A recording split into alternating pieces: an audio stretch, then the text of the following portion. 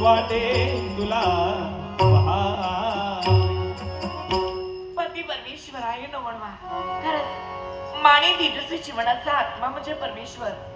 भाववतीच्या प्रेमीनं परमेश्वराला आपलंच करून घेता येतं आणि म्हणूनच प्रत्येक दिवशी सौभाग्य देवतेचं दर्शन घेतल्याशिवाय आमचं मन मात्र कदापि तृप्त होत नाही. पण सांप्रत विचार करते ती केवळ ब्रह्मराक्षसाचा घात करण्याची सौभाग्य देवता गेली अद्यापर्यंत आली नाही. विचार करते केवळ याचा अखंड प्रेमाने सौभाग्य आहे म्हणतात. त्रैलोक्य मंदिरातून देवर्षी नारदमुनी उभयता आपल्या राजा साहेब होते. राजा तू नमस्कारात पात्र पण आशीर्वादाला नाही. मला सांग तू आता पुण्याला अरण्याच्या ठिकाणी गेला होता. काय घडलं? तो ब्रह्मराक्षस धर्मांत बनला होता. माझ्या जगताला त्रस्त करण्यासाठी तत्पर होत होता. त्याचा शेवट करण्याच्या हेतून तिथपर्यंत माझं जाणं झालं. त्याचा शोध घेत होतो. तो सामोरा आला खरा. युद्धाच्या धुमश्चक्रीत तो पळून गेला. मायाविद्येत प्रवीण असताना तो ब्रह्मराक्षस सिंहाचं रूप त्याने धारण केलं. माझ्या सैन्याने त्याच्या पृष्ठभागी मी गेलो. धनुष्याला तळात काढला. बाण सोडा सावधान शोधण्याला दौडत. त्या झुडपावर एक दिव्य शक्ती उभी राहिली. एक ब्रह्ममूर्ती उभी राहिली. अक्षरी माझ्या मुखाने शब्द बाहेर पडले.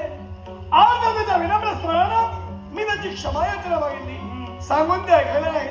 शाब्दिक संघर्ष झाला. त्याचं रूपांतर युद्धात झालं. युद्ध मी थांबविलं आणि म्हणालो तुमच्या हातून जे काही होईल राजा शाकुंतलावर करू शकतो. मग राजा त्यांचा अपमान करण्यासाठी तत्पर झाला ती व्यक्ती कोण असेल तर विश्वामित्र महंत होय.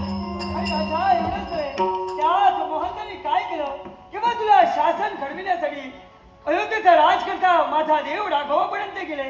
वचनाला वचनबद्ध होऊन त्याच राघवानं तुमच्या बाबतीत प्रतिज्ञा केली आणि ती प्रतिज्ञा कोणती असेल? सप्तम दिवसाचा भानू अस्त्रात जाण्यापूर्वी राजा शाकुनीला